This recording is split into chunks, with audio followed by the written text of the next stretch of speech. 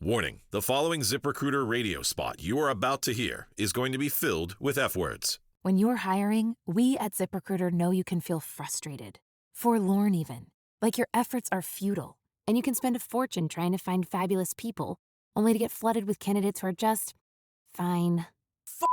Fortunately, ZipRecruiter figured out how to fix all that. And right now, you can try ZipRecruiter for free at ZipRecruiter.com/zip. With ZipRecruiter, you can forget your frustrations because we find the right people for your roles fast, which is our absolute favorite F word. In fact, 4 out of 5 employers who post on ZipRecruiter get a quality candidate within the first day. Fantastic. So, whether you need to hire 4, 40, or 400 people, get ready to meet first-rate talent. Just go to ZipRecruiter.com/zip to try ZipRecruiter for free. Don't forget, that's ZipRecruiter.com/zip. Finally, that's ZipRecruiter.com/zip.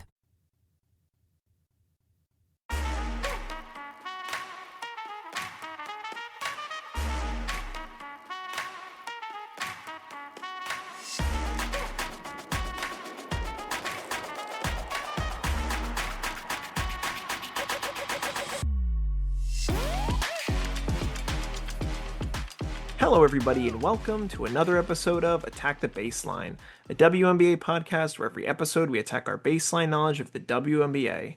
We're your hosts, John and Kristen Barber, and today we're back to talk about the Seattle Storm, a team that just a few weeks ago was near the top of the table and has fallen all the way down. They're currently the 8th spot. They're in the middle of a game against the Phoenix Mercury as we speak, and it's going to be a very interesting end of season for this Seattle team. But before we get into all the details of what we've seen over the last week, Kristen, how are you? I'm doing pretty good. I perhaps have a bit of Sunday scaries today. I had the whole week off last week, so now I have to get ready to go back to work, do things instead of sitting on the couch. Be productive. Yeah. Yeah. So we're good. We're good. It'll come back. It's just like riding a bike. Yeah. And joining us today as well, it is our Seattle Storm correspondent, friend of the pod, Dat. Dat, welcome back to the show. How are you? I'm good. Thanks for having me back. Always excited to talk about the Storm, even though they're kind of frustrating at the moment. Yeah. I can see how they are quite frustrating, especially for a long-term fan like you. We're going to get into all of those ups and downs with this team. But before we do so, I just want to remind you that if you'd like to contact the show, you could do so at our email, attackthebaseline@gmail.com, or connect with us on Bluesky, Instagram, TikTok at ATBPod. Leave us a 5-star rating and review on whatever platform it is that you listen to us. Subscribe to the YouTube. And yeah, just tell your friends and family about the show. It helps us continue to grow, continue to get the word out about the W. The playoffs are right around the corner. It's going to be the most exciting time of the year. So we're very excited for all of that goodness. But now let's get back to talking about the Seattle Storm. Dad, I want to say happy Sue Bird Day. It is Sue Bird Day. She received the first statue dedicated to a WNBA player, which is interesting because we know Dawn Staley has statues, Asia Wilson has statues, but this one that was unveiled today for Sue was the first dedicated to a player as a WNBA player, not as a college player, not as a coach. And a very exciting day for the city of Seattle, considering the legend status that is Sue Bird. How are you feeling about Sue Bird Day? I mean, it's much deserved. She's like an icon of Seattle sports, of the WNBA, of women's basketball, when you consider both her professional and collegiate career, what she did at UConn in the early 2000s. I mean, yeah, it's well deserved for her. And plus Lauren Jackson, her longtime teammate, I mean, the duel gave us 2 championships, our first one in 2004, and then 6 years later in 2010. So it was great to have Jackson in the house to celebrate this occasion with her. Mm-hmm. Yeah, I saw Diana Taurasi there. I saw Swin Cash there. There's a whole bunch of people celebrating Sue today. Very fun. Yeah, a nice day. And of course, as we mentioned, they're in the middle of a game. They're playing pretty well against Phoenix, so it's exciting for the team to play well considering some recent struggles, which we'll get into. But yeah, I've really appreciated because Dad, I believe you were the first, one of the first or second people that we had on the pod as a guest. Seattle was at the start of the season for us last year, and now we're here at the end. And from the 2 years that we followed the league, I've just really enjoyed Sue as a personality. We see her a lot. I mean, of course, she's an owner of the team. She's there at every game. I love to just like sort of spy her courtside at really any W game. But she is just such a perfect symbol of the league that, as you said, perfectly deserved statue here for her. I know Kristen told me, I actually haven't seen the picture of the statue. Oh. Questionable likeness. No, I think it looks pretty good to it's really hard to get people's faces perfect in these like bronze statues. Impossible. They got her like little dimples. It like looks pretty good. From the side, it looks pretty good. From the front, it's not like perfect, but good enough. I mean, yeah, I've seen much worse statues. Yes. So it's good. Good. I see it now. I see it now. Hmm. Okay, so interesting factoid I should say about Sue Bird is Layla Lacan today became the youngest player to record a game with 10 assists and 0 turnovers in her game for the Connecticut Sun, and she beat out Sue Bird, who was the previous youngest player to do that accomplishment in the W. So it's funny that on Sue Bird Day, one of Hmm. Sue Bird's accomplishments is supplanted by another younger player, that in this case Lacan. But yeah, she's still going to be in the record books, and now she'll always have a statue outside of Seattle. So Hmm. we do love this for Sue, and wishing her the best on her Sue Bird Day. All right, Dad, the team's struggling. It's been a bit of a rough patch. They had a 6 game losing streak. They ended the week with a win. They're currently in the middle of a back and forth with Phoenix. How are you kind of feeling about where things are right now? Because it's been a roller coaster to say the least. Well, yeah, my expectations, I mean, on paper, especially with the recent trade for Brittany Sykes, we should be like in that next tier right below Minnesota and New York for contention. But I feel like we're the sum of our parts is not greater than, what we have. And so that has me a bit concerned. I don't think, given the talent level that we have, we should be a 500 team. We Hmm. should definitely be like at least, 5 or 6 or 7 games above 500. So it's kind of, distressing that we haven't performed up to at least expectations, I think. What are a couple things you think are not necessarily going right now? So yeah, I wanted to dive a little deeper, both from so I went to my first Storm game about 2 weeks ago. Yeah. I went Hmm. to the game versus the Lynx. It was a great game, even though we lost to a Lynx team without Fee. So that was kind of frustrating, and we only lost by 4. Actually, Hmm. 5 of the 6 losses during our losing streak were less by 5 or fewer points. Yeah. Hmm. So I think just like looking at recent history, we just give up like crucial like late game runs to the other team. Like whether it was like during the game that I went to, it was like tied late in the fourth, and then we gave up a 7-0 run to Minnesota. Hmm. And against Las Vegas, there was a 5-0 run against. We were leading 87-80 with less than 3 minutes in the Sparks game, the most recent Sparks game. So we've been Yeah. just giving up like late game runs, and then we're just playing catch up in those Hmm. games. So yeah, I think just crucial play, like clutch play, it's been kind of lacking. But on a Hmm. more statistical level, I was looking up the stats. We're last in the league in free throw attempts. We're last Hmm. Hmm. in rebounding as well, and next to last in offensive rebounding. So we're not getting second chance points. We're not boxing out. Hopefully, with the addition of Sykes, we can get to the free throw line a little bit more. But Yeah. yeah, like those points, I think are contributing to our lack of results on the win loss sheet. So Hmm. Yeah. It is you pointed it out. The 5 game win streak or 5 game losing streak, losing by 4 points or less.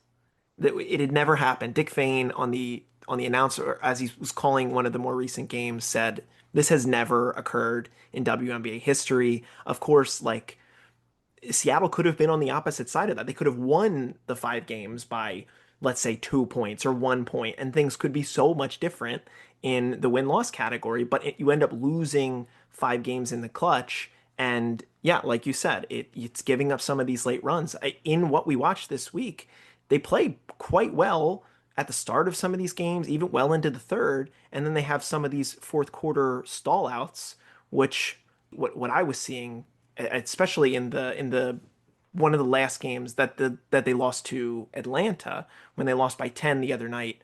Um, the announcers were saying that they're trading threes for twos, and they weren't shooting threes, they weren't attempting enough threes.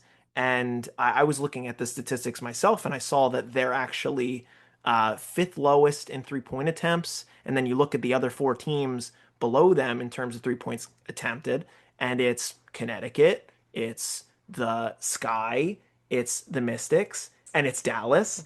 And you say, well, Seattle right now is the 8 seed. Part of that could be that they need to be shooting a couple more threes, and I don't know if they have like a true honest shooter. They have a lot of talented mid-range and they have a lot of talented finishing, but I think they could, it would help them to find that extra added 3-point shooting.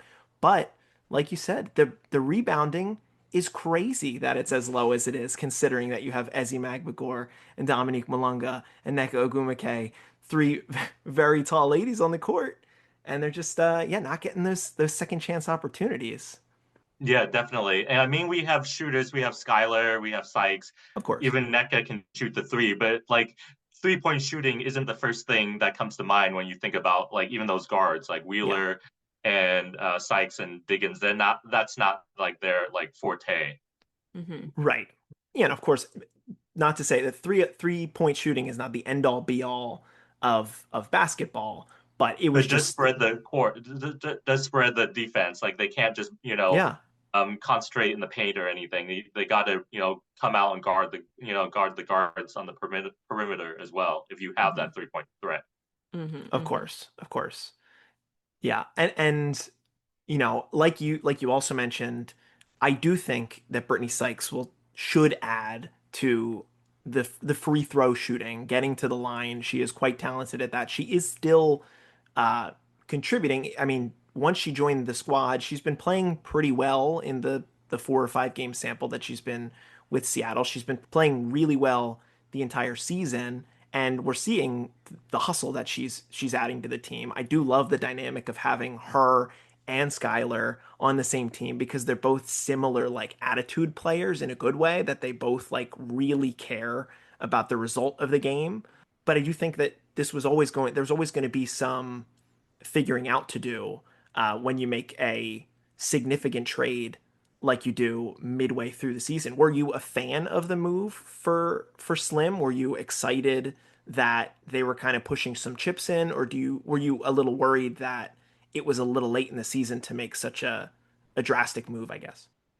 You can't not be excited about adding a player of Brittany Sykes' caliber to your roster. I mean, Wheeler has been pretty good, but just looking over her season, she's been pretty solid, but Yeah. not extraordinary. And I think putting Sykes into the starting lineup and pushing Wheeler onto the bench, I think is an upgrade. So that's exciting. I just on another note, like I was just reading recently about like I think Alicia Clark, the player that we traded away, she was actually, it seemed like there's rumors swirling of like some discontentment in the locker room, Hmm. and that obviously this follows the way that Jewel Lloyd left the team in the previous off season. Yeah. And so that's a bit like troubling just to hear another instance of like, even though we're not like a 4-win team, there's still a little bit of issues in the locker room. So that was a little worrying to hear about. But yeah, adding Sykes even this late in the season, especially competing for that last playoff spot, is definitely a help. And we didn't even give up much. Besides Clark, we gave up like we had multiple first round picks, and I think we gave up our own first Hmm. round pick, which hopefully would be the worst of the picks that we have in the first round. So Yeah. Yeah, I was looking into those picks today because Seattle held on to they have the Sparks first round pick and the Aces first round pick. And of course when that trade was going down, the Aces hadn't really started, or they were just starting this surge that they've recently partaken in. And now the Aces are up at the top of the table. And at that point, Seattle was near the top of the table as well. So I understand why giving up their own pick felt like the right move at the time, and I still think it could be. Of course, every game is going to matter down the stretch here, and they're really going to want to make sure or hope that the Sparks sort of cool off a little bit because they've been one of the hotter teams. They've been surging. But if the Sparks end up outside of the playoffs, then that would give Seattle an opportunity here to have a top five pick, have a lottery pick, which would be, important for this team to add. Of course, who knows who's going to be here next year, but Dominique Malunga will be one of those players, the player that they drafted second overall in this previous draft cycle.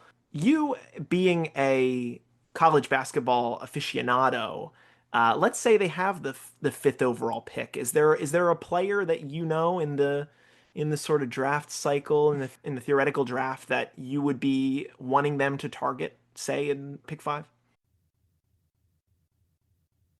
Well, I was hoping that we would get a better pick, and ironically, around that range would be Olivia Miles, which Yeah. was supposed to be like a lot of mock drafts going into this, most recent draft was having Seattle pick Miles. Obviously, she stayed in college, and we got Malunga, which I think, Hmm. given her recent play, has been like a really great addition to the team, a great pick. Yeah. Mhm. So yeah, I'm not sure. It depends on like who, like historically in college women's basketball, like not many players come out to the WNBA earlier than they should. Hmm. Usually they play their full eligibility with in college before declaring for the draft. But like these days, you're never sure, especially potentially with the new CBA and everything, there might be incentives for, players to declare for the draft. And also you have to add, speaking of Malunga, you also have to add the international factor, like, international players kind of like add a different wrinkle Yeah. to like the draft order and like, who goes off where. So Mhm. yeah, I think it depends on like who's had a good season this upcoming season and who's coming in from overseas as well. Mm. Well, we've been talking about Dominique Malunga. I would love to talk about her some more. It was a huge amount of hype around picking her in the draft. And then she started off the season not playing very much. And I think people were a little bit, confused, upset by that. Why aren't we playing Dominique Malunga, the number two overall pick? Hmm. Um, but That includes she's me. Sure, Uh-huh. me too. I posted it at one time. But what? She's 19 years old. Yes. Yeah. She's she's so young. She has a lot of experience already. She's already played in the Olympics, got a silver medal in Paris.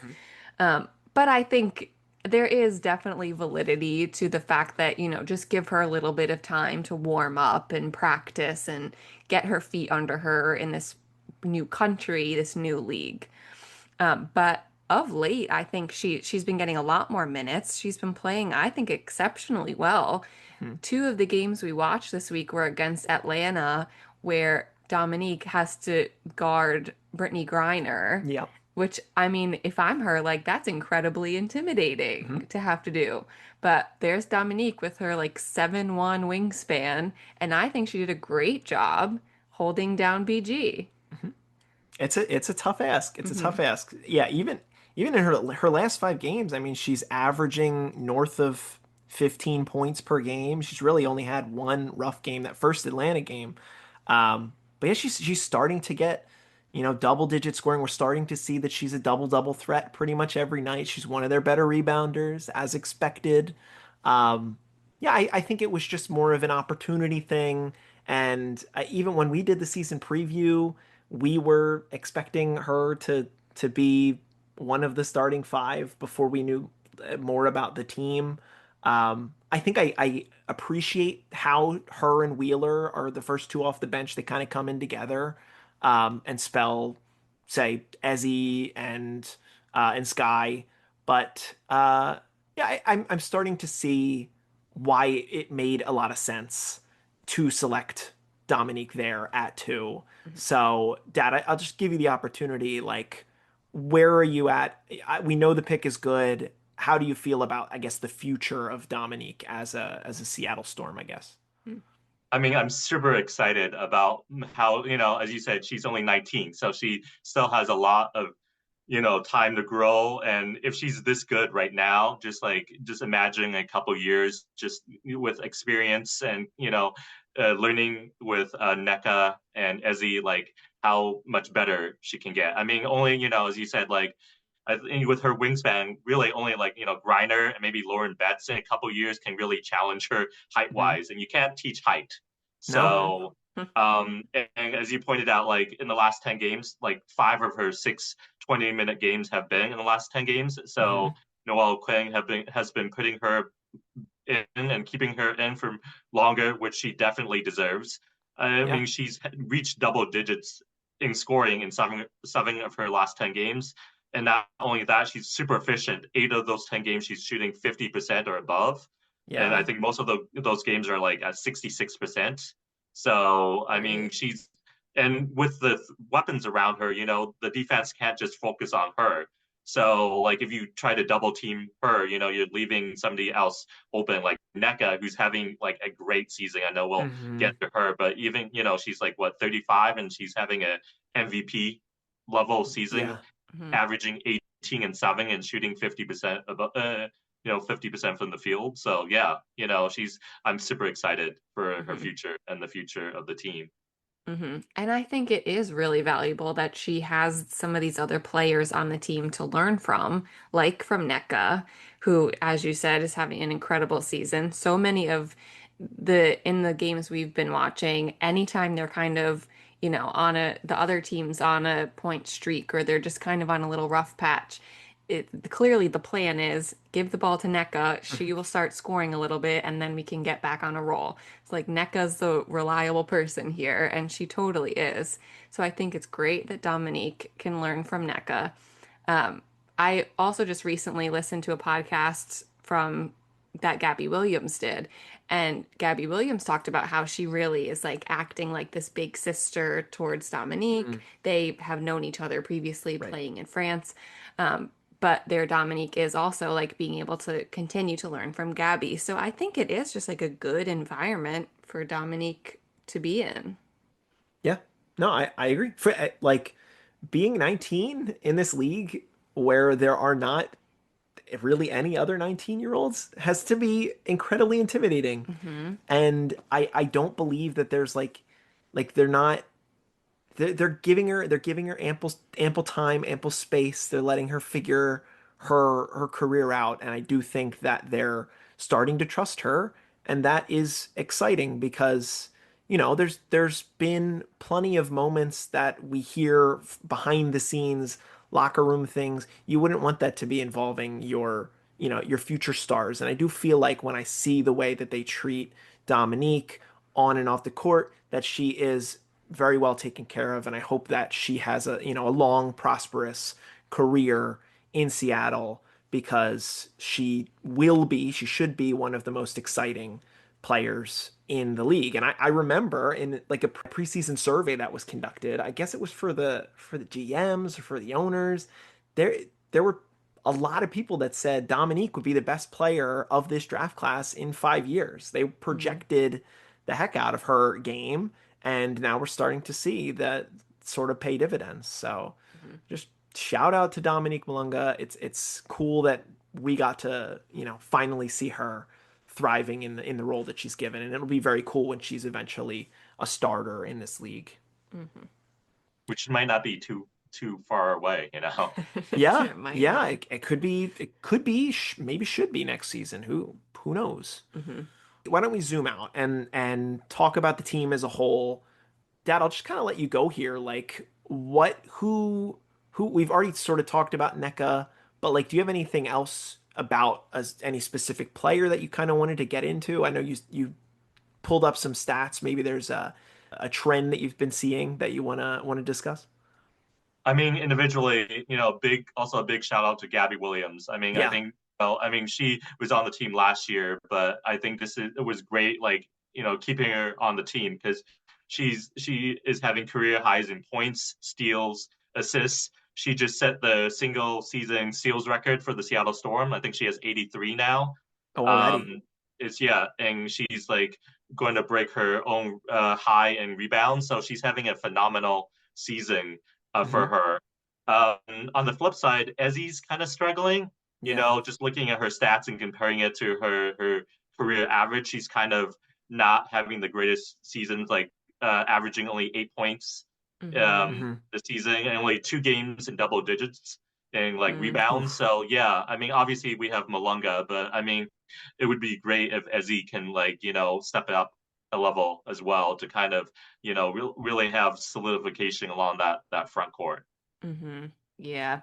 Yeah, I definitely noticed how how much Ezzy had been missing easier shots that we had been watching these past couple games. And I remember last year when when the All-Star rosters came out and we were like upset that Ezzy wasn't an All-Star. Hmm. And this year I'm like, ugh, it's just like definitely not as good as she had been last year and the year before. She's definitely on a down year. Yeah.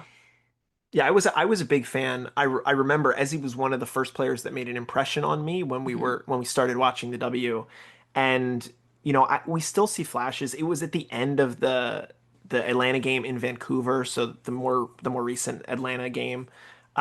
She had a play where she had a massive block. She spikes the ball down onto the baseline. She balances, keeps the ball inbound, hits it ahead, and then they hit Neko away at the other end of the court for an easy layup, and they tie the game. So like she's still showing these, incredible flashes, this incredible ability to play the game. However, some of the shooting numbers have been really rough. Obviously, the rebounding has not been up to par for her. And, you know, who knows what that could be? That could be a number of things, but it does certainly hurt the ceiling of this team for her to be playing in sort of a down year. Now, she could turn it around. There's still 10 games to go in the regular season. And then assuming that the Storm make the playoffs here, maybe if she starts to figure it out a little bit more, she could become an X factor for this team. But I do think one of the issues that I've seen with this team from a team building standpoint is the fact that they really only trust Noelle Quinn really only trusts about 8 players a night. And that's sort of a stretch because if we look at the eighth player being Tiffany Mitchell, a player that didn't start on this team at the start of the year, even in the game right now, through 3 quarters against Phoenix, Tiffany Mitchell, who's the eighth person off the bench here, has only participated in 3 minutes of on-court play. And then they have Lexi Brown, who's not been playing, Mackenzie Holmes, who's not been playing, and then of course Katie Lou Samuelson, which is kind of part of the reason that they have these roster struggles because they made the move for her, and then she gets hurt in the preseason, and that at that point you're kind of strapped with her contract, and that's given how the cap works in the W, she's, worth a significant portion of that money, gives you a lot less flexibility to go out and add. So you kind of are reliant on the starting five, Erica Wheeler, who has exceeded all expectations for me, I will say, and Dominique Malunga. So you're kind of like a 7 deep. They have to be tired. They have to be tired, I would imagine. How have you been thinking about that the depth of this team as a whole? Well, yeah, you read my mind. I was just going to bring that up. I think I was just checking as you were talking. I was just checking the last few games. You're right. Like we only go like 8 deep in that eighth player, whether it's Tiffany Mitchell or before the Sykes trade, like Lexi Brown. Like they only Hmm. play maybe like 5, 6 minutes at most. So yeah, even like a 7 deep rotation is kind of troubling, especially down the stretch run when we need players to be fresh um, and especially if we get in foul trouble or something like that, or there's an injury or something, then we're kind of that is not a bigger setback. So and we've seen it with like other teams with like especially the aces. You've talked about the aces and the lack of depth, on the pod. So it's definitely not something you want to Yeah. you want to risk. But that's Yeah, unfortunately, we don't have much depth going on, so we're just kind of reliant on our starting five and like the first couple players off the bench. So, like in that way, getting Sykes does help a little in being able to push Wheeler back, as an option off the bench. But yeah, definitely something to keep a close eye out. Yeah, especially that maybe that may play a role in those late game lapses that we talked about earlier in the episode. Maybe they're just tired, and so, Hmm. like when you're tired, you just lose concentration. Even for Yeah. playing a tough league, that last lack of concentration for like 60 seconds, a minute, 2 minutes, that could result in a 5-0 run. And especially as we just talked about, that's what the Storm have been losing by, just a Hmm. few points. So that might, be a contributing factor to those runs that we've given up over the last few games. Mm-hmm. Yeah. Yeah. I think kind of looking ahead at the rest of the regular season and into the playoffs, it kind of is an interesting scenario for the Storm because even a week and a half ago, they were, what, fourth in the standings. And then at one point in this week, they were ninth out of the playoffs. Hmm. And it's just these standings are just so tight right now. So Yeah. one bad game and you're out. So they really need to start making sure they're winning these important games. Yeah. I did kind of look at these bubble teams today, kind of the sixth through 10th place teams in the standings right now, to kind of see who I think will make the playoffs based on what games they have to play the rest of the season. And I do think that Seattle will make the playoffs. I think they'll probably end seventh. Just looking at their schedule, I think this Phoenix game is important. They play Indiana again and they play the Sparks again. Really, they've had trouble against the Sparks. So I think this last Sparks game is going to be really important. Always like the Valkyries have been giving everyone trouble. So I do think they should make the playoffs. I don't want to say easily, but looking at their schedule versus everyone else's, I think they should be fine.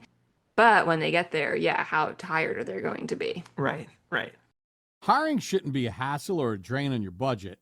Upwork is your one-stop shop to find, hire, and pay top freelance talent, saving you time and keeping costs in check, all in one place. Do you know the secret to businesses that are scaling faster than ever? They're using Upwork to tap into a diverse pool of skilled freelancers across various industries. With more than 2 decades of experience, with a simple and ambitious goal, to pioneer a better way of working. Posting a job on Upwork is easy. No cost to join. You can register, browse freelancer profiles, get help drafting a post, or even book a consultation. From there, you connect with freelancers that get you and can easily hire them to take your business to the next level. Upwork makes the entire process easier, simpler, and more affordable with industry-low fees.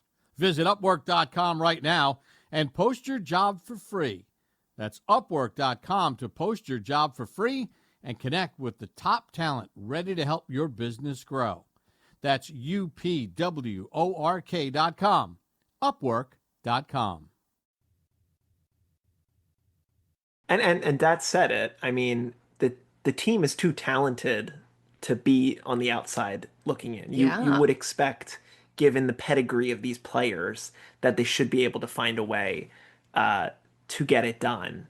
But whether it's fatigue and all that stuff and the lack of depth, that could be an issue.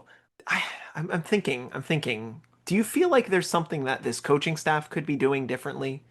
Or do you kind of feel like they're a little hamstrung just given the way that the roster's kind of been constructed? Because I know there's been some critiques about um, what Noelle's been doing. She's had good moments this season. She's had uh, poor, worse moments this season. So I'm just curious where you're at on all of that.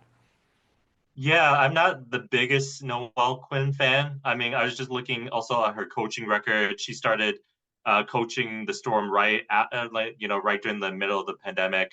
Hmm. And the first couple of years she had like the last couple of years of Sue Bird and Brianna Stewart before she went to New York.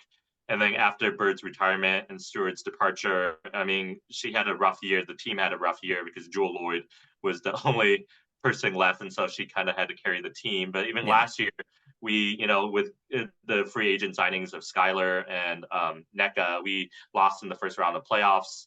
And so her overall coaching record is just a few games above 500. So, and I wasn't a great fan of her, how she used, like, last year we drafted Nika Mule from Connecticut, and I thought we could have used her more. So I'm not a fan of the usage of her players. And again, as I mentioned at the top of the episode, I think, the team is not performing up to, we're not exceeding the sum of our parts. We have such a talented team and we should be better. And so I think that might be due to, you might have to point the finger to the coach. It's up to the coach. We have the talent, and it's up to the coaching staff to kind of, maximize what we have and then make it all flow together. I'm not like a deep X and O's kind of guy, but I think, you have to look towards her leadership to kind of see to start questioning, like, why aren't we performing better than we should be? Yeah. Do you think, especially if they don't make the playoffs or lose in the first round again this year, do you think that her job may be in jeopardy? Honestly, I think it should. I really think it should. I think, and maybe I'm like less patient than other fans, but just given like the talent level, I think the we should at least, at the bare minimum, make the playoffs. It would be horrific if we missed the playoffs just based on NECA, Skylar, Gabby, Malunga. Like, this is a playoff team. We in no like universe should we like be sitting on the outside looking in. And then we should at least win, based as the 8th seed.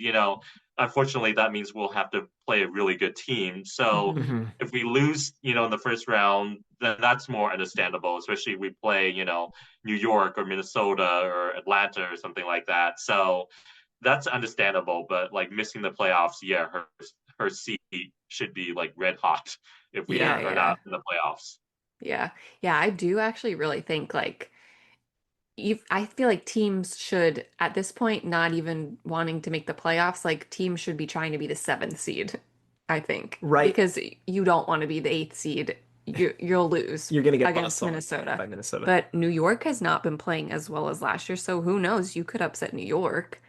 Atlanta, has question marks if they end up in the 2 seed. Maybe Phoenix gets up to the 2 seed, and then there's, depth questions that you could ask about Phoenix. We talked about them last week. But yeah, no, it's I mean, she's one of the longest tenured coaches in the league right now. And because everyone left. Because everybody, right? Because there was a complete league-wide cleaning of house. Yeah. But I do think with the CBA negotiation and basically this team kind of resetting, I could see the appeal of new free agents coming to this team to want to play with Dominique. That could be appealing. Kind of how you have the Paige Beckers effect in Dallas. I do feel like NECA's gonna probably hang around for another season. I would feel like she sticks in Seattle. I think Gabby would stick in Seattle because they took a chance on her and they gave her that max contract, and I think it's paid off incredibly so. So even if we look at the bright side, if they were to clean house and bring in a whole new coaching staff, I think if you start a team around Dominique, Gabby, and NECA next season, things should be quite okay in Seattle, and you can get rid of whatever these locker room problems that you hear about that are still mysteries to us, whether that's a coaching thing or a players thing. That's something that you could deal with in the offseason and sort of give a full, conscious reset here with, whatever ideas maybe Sue has. Of course, she has only so much control, but I do feel like, of course, you got to go make the playoffs. You don't have your own pick. There's no reason to ever want to be outside of looking in. So go do your best, try to get to the 7th seed, and then who knows? There have been moments this season where this team has wowed me, and this team has been really exciting and played really good ball against really good teams. I mean, even just beating Atlanta the other night. Of course, it was on a neutral court, but like Atlanta's the the second best team in the league right now by record.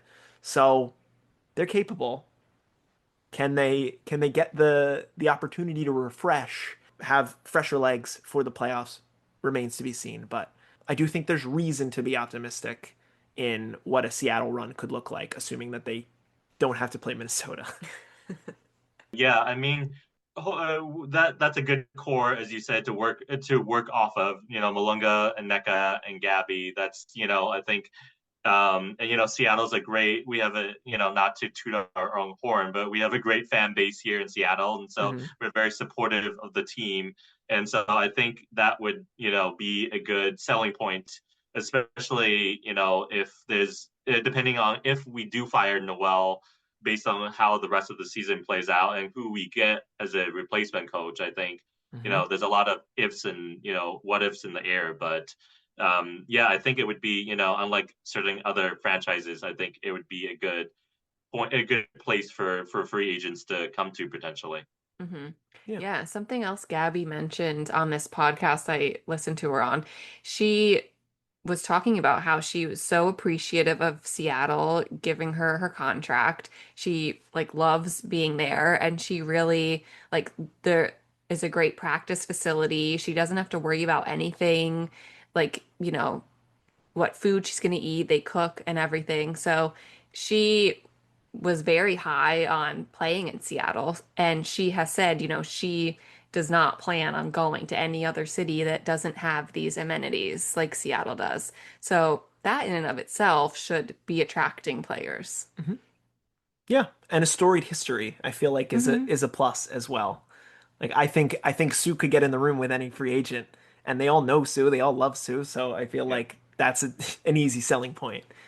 Yeah, Um, and having her as part of the ownership, that she's going to look out for the team and make sure that we have the facilities and the resources and that the players feel, supported too. Because she's been through that. She's, a lifelong, player for the Storm. So she knows Hmm. the organization and the city inside and out. So, Yeah. mhm, Yeah. Lots of dedication, loyalty.